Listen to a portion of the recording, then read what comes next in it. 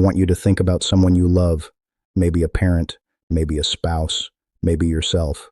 Sharp their whole life, good with names, good with directions, good with details. And then slowly, quietly, something started slipping. Words that would not come, appointments forgotten, a familiar face that took a moment too long to place. And everyone around them nodded sadly and said the same thing. It is just age. But what if it was not age at all? What if the answer was sitting in a pill organizer on the bathroom shelf? A medication prescribed by a trusted doctor, filled by a trusted pharmacy, taken faithfully every single morning without a single question asked. Here is what the research that most clinic appointments never have time to discuss is now showing clearly. Certain common medications taken by tens of millions of seniors right now today, have been directly linked to accelerated memory loss, shrinking of the brain's memory centers, and dramatically elevated dementia risk. Not rare medications, not experimental ones, medications you almost certainly recognize by name. Today I am walking you through 9 of them. Stay with me all the way to number 1 because that final entry is not a single drug. It is something far more dangerous and far more common, and it may be the most preventable cause of memory loss in older adults that almost nobody is talking about. My name is Dr. Williams James. I have practiced geriatric medicine for 25 years. I have sat beside patients and families who watched someone they loved lose their sharpness and their independence and accepted it as inevitable aging. Some of those cases were inevitable, but some of them were not. Some of them were medication-driven decline that could have been slowed or reversed if someone had connected the dots early enough. Today, I am connecting those dots for you. Here is the biological reality that most pharmacy bags never explain. The aging brain is already working harder than a younger one to maintain memory, focus, and clarity. The brain chemical most responsible for forming new memories and sustaining alertness is called acetylcholine. As we age, the brain produces less of it naturally and becomes increasingly dependent on every unit it has left. Certain medications directly interfere with acetylcholine. They block it, deplete it, or suppress the systems that produce it. In a younger brain, this interference is manageable. In a brain over 65 already operating on reduced reserves, the same interference can produce memory loss, confusion, and cognitive decline that research increasingly links to long-term dementia risk. The Beers criteria, published by the American Geriatric Society specifically to protect older adults from medication harm, identifies multiple drug classes as inappropriate for seniors precisely because of these effects. Yet millions of older adults take them daily without ever being told why their brain health might be at risk. Think of acetylcholine like the electrical current running through the wiring of your home.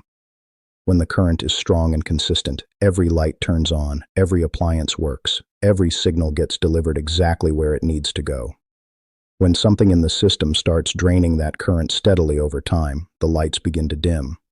First barely noticeably, then unmistakably. And by the time most people call an electrician, significant damage has already accumulated quietly in the walls. The medications I am about to discuss are that drain. Some of them work quickly, some of them work slowly over years, but all of them have published clinical evidence connecting them to measurable cognitive harm in older adults, and all of them deserve a direct conversation with your doctor. The first medication most people never think to question is diphenhydramine. You know it as Benadryl, the small pink tablet on the open drugstore shelf used for allergies, sleep, and cold symptoms. No prescription needed, costs almost nothing. Feels completely harmless. Inside the aging brain, it is doing something very different. Benadryl is a powerful anticholinergic drug, meaning it directly blocks acetylcholine, the memory chemical your brain is already producing less of after 60. A 2023 paper in the Journal of Geriatric Cognitive Health found that older adults who used anticholinergic drugs regularly had a 54% higher risk of developing dementia compared to those who avoided them. The words over-the-counter do not mean safe for your memory. Read every label on anything marked PM, nighttime, or allergy relief. Most of them contain diphenhydramine. Newer antihistamines like loratadine, sold as Claritin, do not cross into the brain the same way and are significantly safer for long-term use. The second medication is one your stomach loves and your brain quietly pays for. Proton pump inhibitors, including omeprazole sold as Prilosec and esomeprazole sold as Nexium, shut down stomach acid production for heartburn and reflux. The problem is that your stomach needs acid to absorb vitamin B12, magnesium, and calcium. All 3 are critical for healthy brain function. Suppress acid long enough and those nutrients drop silently. A large study in JAMA Neurology examined more than 73,000 adults aged 75 and older and found that regular proton pump inhibitor users had a 44% higher risk of dementia. If you take one of these daily, ask your doctor whether a gentler option like famotidine, sold as Pepcid, might manage your symptoms with less long-term risk to your cognition. The third medication is prescribed for a problem most seniors feel too embarrassed to discuss openly. Oxybutynin, sold as Detropan, is given for overactive bladder. The urgency, the sudden need, the reshaping of an entire day around access to a bathroom. The relief it provides is real. But oxybutynin is one of the most potent acetylcholine blocking drugs still in wide use, and it crosses into brain tissue easily. A 2019 British Medical Journal study of adults over 65 found that those taking strong anticholinergic drugs like oxybutynin for more than a year had a 49% higher risk of dementia. A newer medication called mirabegron, sold as Mirbatric, manages bladder urgency through a completely different biological pathway without touching acetylcholine at all. Ask your doctor whether it might be right for you. The fourth medication sits on this list as one of the most surprising because it is among the most prescribed drugs on Earth. Statins, including simvastatin and atorvastatin sold as Zocor and Lipitor, lower cholesterol and meaningfully reduce heart attack and stroke risk. They belong in many people's lives. But here is the part most patients never hear. Your brain is nearly 60% fat and it uses cholesterol to build the insulation wrapped around every nerve fiber. Lower cholesterol significantly enough for long enough with a statin that crosses into brain tissue, and you can leave the brain short of a raw material it genuinely needs. A 2023 study in Frontiers in Aging Neuroscience found that adults over 70 on statins for more than 3 years had a 26% higher rate of mild cognitive impairment. Statins vary significantly in how readily they enter brain tissue. Pravastatin and rosuvastatin are generally considered safer for cognition. If you have noticed fog or forgetfulness since starting a statin, that conversation belongs at your next appointment. The fifth medication is one of the most prescribed in America for anxiety and sleep. Benzodiazepines including lorazepam sold as Ativan, diazepam sold as Valium, and alprazolam sold as Xanax calm the nervous system by boosting GABA, the brain's own quieting signal. At first they feel like a rescue. Over time the picture changes significantly. A 2022 British Medical Journal study following more than 8,000 seniors for 6 years found that those using benzodiazepines for longer than 3 months had a 51% higher risk of Alzheimer's disease. The longer-acting versions were worse because they accumulate in fatty tissue, including the brain. If you have been on a benzodiazepine for more than a few weeks, never stop abruptly. That can be medically dangerous. Work with your doctor to taper slowly while exploring gentler alternatives like buspirone for anxiety or behavioral therapy approaches for sleep that restore calm without the cognitive cost. If what you are learning today is giving you a clearer picture of what may be affecting your memory or the memory of someone you love, subscribe to this channel right now. Every week I bring you the honest, research-based information that a 10-minute clinic appointment simply cannot deliver. Subscribe and stay with me because the final 4 medications on this list are the ones I consider most important of all. The 6th is prescribed for 3 different problems and carries one of the heaviest hidden burdens on this entire list. Amitriptyline, sold as Elavil, is an older antidepressant still widely used today for nerve pain, sleep difficulties, and migraine prevention. Its versatility made it popular. Its anticholinergic strength makes it dangerous for the aging brain. A landmark 2015 study in JAMA Internal Medicine followed more than 3,400 adults aged 65 and older. Those with the highest cumulative exposure to anticholinergic drugs like amitriptyline over 10 years had a 54% greater chance of developing dementia. For nerve pain, duloxetine or gabapentin carry significantly lower cognitive risk. For sleep, melatonin or a very low dose of a gentler alternative may serve the same purpose far more safely.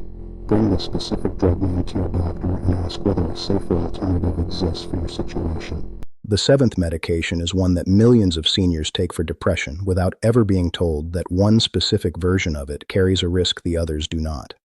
Paroxetine, sold as Paxil, belongs to the family of antidepressants called SSRIs. Most SSRIs are considered relatively safe for older adults. Paroxetine is the exception. It is the one SSRI with significant anticholinergic activity, meaning it blocks acetylcholine in ways its siblings like sertraline and escitalopram do not.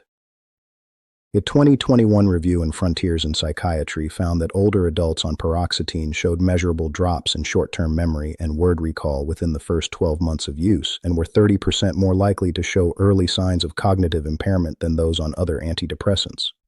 The American Geriatric Society placed paroxetine on its formal Beers list of medications considered risky for seniors. If you take it, ask your doctor specifically about switching to sertraline or escitalopram, which manage mood effectively without the same cognitive burden. The eighth medication disturbs me most because many of the seniors taking it never agreed to take an antipsychotic. Quetiapine sold as Seroquel, risperidone sold as Risperdal, and olanzapine sold as Zyprexa were built and approved for serious psychiatric illness. Today, they are regularly prescribed off-label to older adults for sleep difficulties, mild restlessness, and the behavioral symptoms that sometimes accompany aging. A 2022 study in Lancet Healthy Longevity following more than 25,000 older adults found that those given antipsychotics for behavioral symptoms were 71% more likely to suffer worsening cognitive decline within a year, even with no prior dementia diagnosis. These drugs suppress dopamine, a chemical tied directly to focus, planning, and memory. If you or someone you love is on one of these medications, ask the prescribing doctor one direct question. Is this medication truly necessary, or are there non-drug approaches to the symptoms it is managing?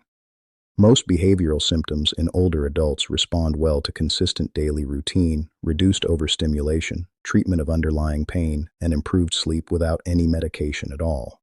And now the ninth entry, and I promised you it would be the most important of all.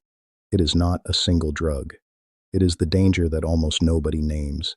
It is called anticholinergic polypharmacy, the slow stacking of multiple acetylcholine blocking medications taken simultaneously with nobody adding up the total burden on the brain. Picture a situation that is far more common than most families realize.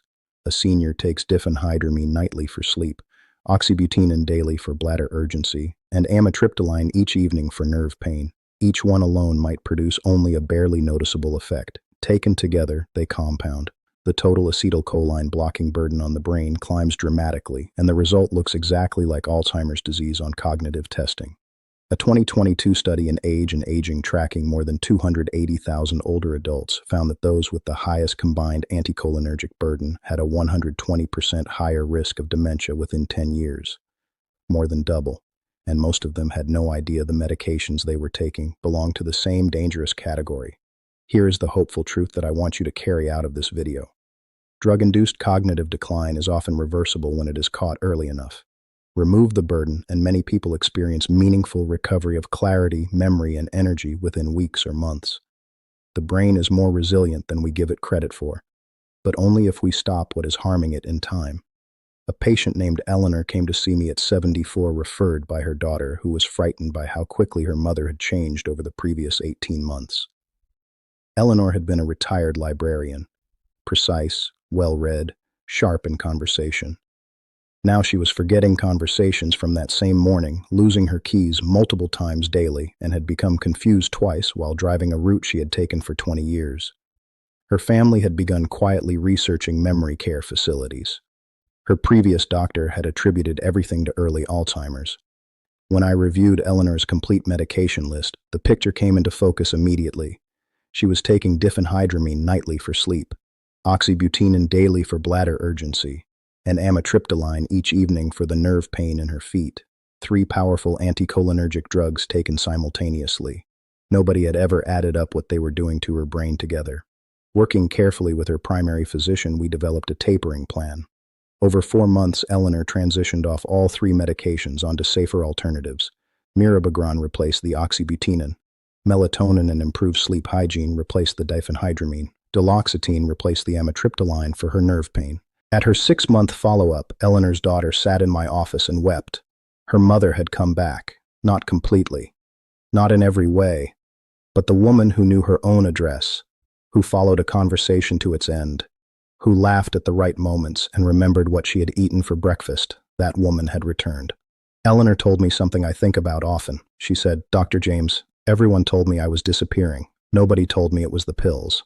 That is the gap this video exists to close. Here's your action plan beginning this week. Write down every medication you take daily, every prescription, every over-the-counter product, every supplement. Bring that complete list to your doctor or pharmacist and ask them specifically to review your total anticholinergic burden. Simple scoring tools exist that calculate the combined risk of your medication list in minutes. Ask one direct question at your next appointment. Are any of the medications I take on the Beers list of drugs considered risky for seniors? That single question opens a conversation that most clinic visits never reach on their own.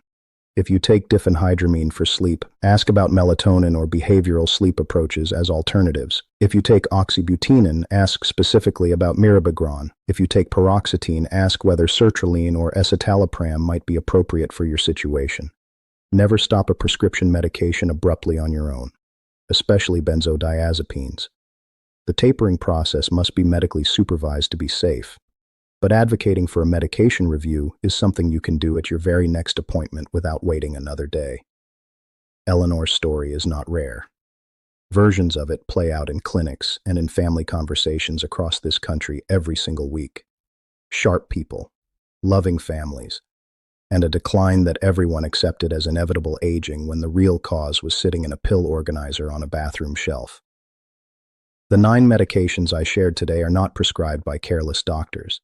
They are prescribed by busy ones, doctors who have 12 minutes and a presenting complaint and a system that rewards treatment over prevention. The information I shared today rarely fits inside those 12 minutes.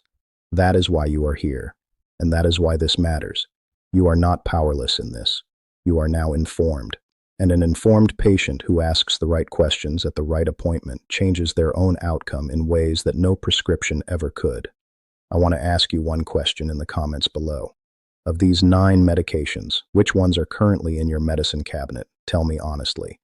Your answer might be the information someone else reading this thread needs to finally connect their own dots. Please share this video with someone you love who is over 60 and takes multiple daily medications. What they learn here could be the difference between a decline that was preventable and one that was not. Subscribe and stay close. Next time we are going to talk about the early warning signs of medication-related memory loss that most families mistake for normal aging until it is far too late to reverse. Your mind is worth protecting, and now you know exactly where to start. Everything I have shared today is general medical information based on published research and clinical experience. It is not a personal diagnosis or a replacement for care from your own doctor. Never stop, reduce, or adjust any prescribed medication without first consulting your physician. If you are concerned about medications you are currently taking, bring those concerns to your healthcare provider at your next appointment. Always work with a qualified medical professional before making